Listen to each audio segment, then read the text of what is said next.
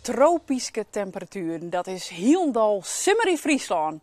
We beginnen weer met een nieuwe week en we starten Joert in het prachtige Snakkenborn.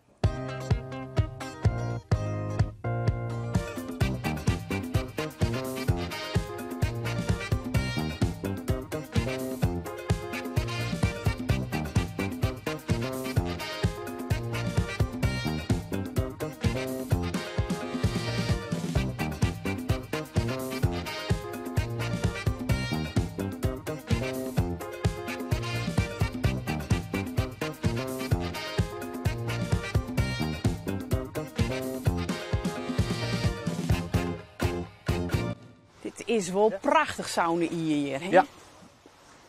Ja, het is een droge route in Simmer. En we hebben net zo volle winters meer, want vroeger roemde Elfstedentocht hier ook langs. Die kwam van natuurlijk van Dokkum tot aan Prinsentuin. Ja, nou, wie dit, de herberg hier op de hoek, dat weer toen de IJsherberg nemen ze daar. Oh wauw, die zit er ook nog. Ja, het weer van 1932 tot 1922 weer een zeg maar, blauwe knoop herberg. Daar waar geen drankskool. Dus het wetter, ja, daar is het eigenlijk wel mooi begonnen, denk ik. Het vervoer op en naar de stad en de beurtvaartdiensten, die winnen op Dokkum met name gewoon alleen over het wetter. Die natuurlijk wel een dikwet van alles langs gaan. Maar hier ben ik wat de fabrieken ontstaan onder het wetter. Ja, onder het wetter ben ik de fabrieken ontstaan dat hier echt te maken zijn dat dit een loutere deel weer. Dat is pas in de Tweede Wereldoorlog door de Duitsers verloren. En mensen konden hier zonder vergunning de wat vervuilender industrie. Dus daar is die een soort mineralenfabriek in van veevoer. Hier een steenfabriek en aan de andere kant van de Dokkum weer een kalkbranderij. Ja, en daar toch is er van alles bebouwd. Maar ik moet wel zeggen, er zijn nu 1200 mensen. En dat is eens door de jaren heen altijd hetzelfde geweest. Hier is een fabriek. Ja, dit is het plak waar het een van die industrieën die het boeten de stad te plak kwamen. Dat die de kalkbranderij aan de andere kant van die, maar hier weer een steenfabriek. Hier, op dit plak. Op dit plak. Maar dit is hem net meer, hè? Dit is enigszins vertimmerd en verbouwd, want dit is een ondernemersfamilie en die hebben er natuurlijk nog even wat oors van maken. Ja. En na de tijd van de fabriek en toen kwamen er een heel soort winkels in Snakkenborn. Ja, er was een behoorlijke middenstand en dat houdt in dat hier achter een slachterij ziet. Maar hier zie je ook een slachterij. Zo. Slagerij en slachterij in feite. En hier is een FIFO, een Spar, een fietsenmaker, Lapke, Keertman, zat men dat in die tijd nemen. Ja, dat heeft al je toch tot in de jaren 60 zo wat voort worden. Ja. Ja. En wat voor mensen wennen je nou? Wat voor dorp is Snakkenborn nou? Buurtskip maar wie zeggen, hè? Ja, nou ja, wat ik dan zeg is dorp, maar niet dorps. We zitten dicht op een stad. Ik vind het ook meer artistiek-achtige inslag zonder daar te volle van te maken, maar mensen die wat met cultuur hebben, dat is toch wel een beetje de gemene deler. Een heel soort schottige huisjes hier, hè? Ja, we zijn huisjes die met 1900 bouwd, we hebben 2 woningen. En daar kwamen hele koekje met een FIFO-winkel zien. En die hier olieverkoop aan de achterkant. En dat is juist heel soort ben van 2 in je maken. Oké, wennen er dan nog wel genoeg mensen in Snakkenborn? Ja, dat is toch steeds zo om de 200 bleun. En Goeie. dat is ijs. Om de 200 bleun. En het is een dorp, maar niet dorps. En wat houdt dat in? Ja, dat houdt in de doos mooi. Prima, of de doos net mooi. Ek prima. Ik prima. Nou, we hebben een heel soort mensen kunnen hoe mooi door. Ja, je mooi wel deel. Dat is de dwarpstuur en Arjen Boslaar, die zucht er voor u.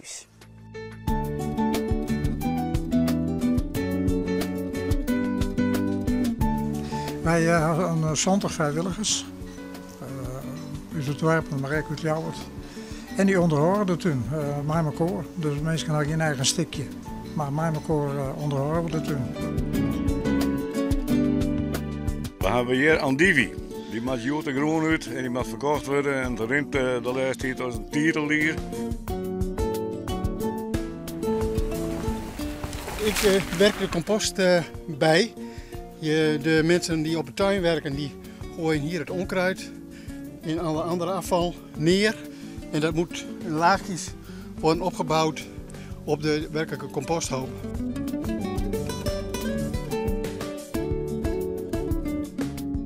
Maken we met elkaar het zogenaamde zaai- en planplan voor het komend seizoen. Daar zit exact in wat we alle weken schildje, plantje of poorten.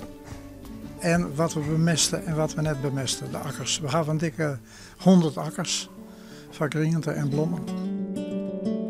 We verkopen alles wat hier op het land geplant en geoogst wordt. In de zomer is het heel erg veel. Het is bikkelen, het is wel vrijwillig, hè, maar niet vrijblijvend. Dus je moet er wel even de puntjes op i zetten.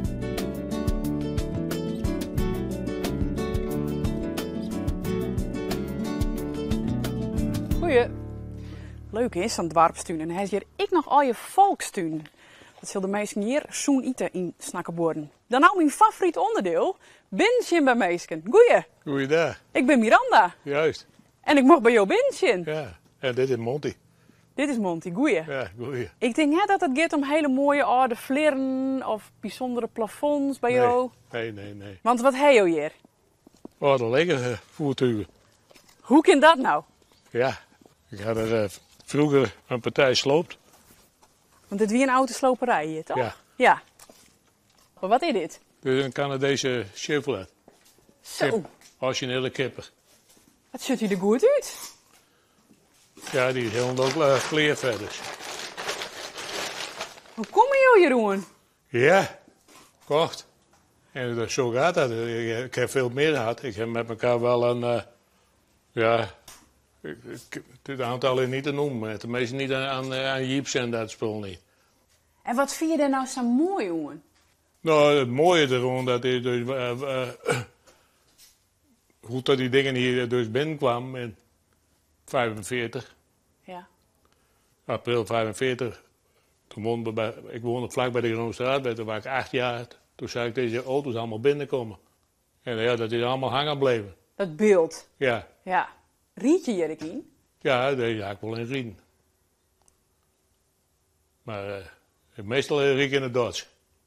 Hij ziet er goed uit. Hij jou de dingen of hij hem zo kocht? Nee, ik heb hem zo net gekocht. Je hebt hem helemaal opknapt. Ja, hij is opknap. Maar had je er nou nog memorieën? Wat gebeurt er dan mooi? Die is te koop uiteindelijk. Dat, Nou, waar weet. ja, nou... Ik heb geen vraag van Riebewiet, dus voor mij wordt het hem net. Daar komt wel in je vader ook naar doorheen te zitten. We gaan naar de Dutch. Maar dan gaan we naar de Dodge. Jongen voorop, dacht ik. Nou, dan doen we dat. Is dit je pronkstik? Nou ja, pronkstik. De auto die ik het langste heb. Ja. Die heb ik dus al 50 jaar. Dat. Ben je daar een soort van Ford Westik? Ja, protten. Hele protten. En dan ik naar de oorlogsgebieden daar, Ja, met z'n rieden, hè? de oorlogvoert is dus Normandië en sprong van de Eerste Wereldoorlog. Daar ben ik allemaal geweest met hem. We hebben 3000 kilometer gereden. Zo. Dus volgens mij moet je maar een stukje rieden. Ik ken het mooi, want we kunnen net oorlogmeter afstand houden, denk ik. Nee, dat lukt net. Nee, dat lukt net. Dus dan moet je ook maar even een stukje rieden en dan zorg ik Oh, wel dat even kan. hoe dat gaat. Dat kan wel.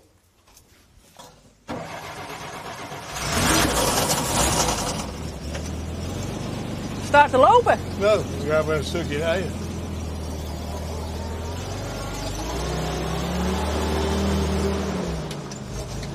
Dus die smile op zijn gezicht, prachtig.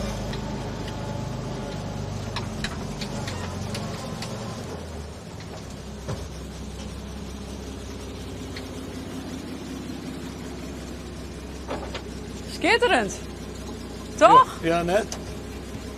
Nou, bedankt dat we even shim mochten. Ja, natuurlijk. En rustig om bij de warmte. Dat doorweg. Ja, ik snakke boren is. Simmer in Friesland, morgen ben we in Droegham.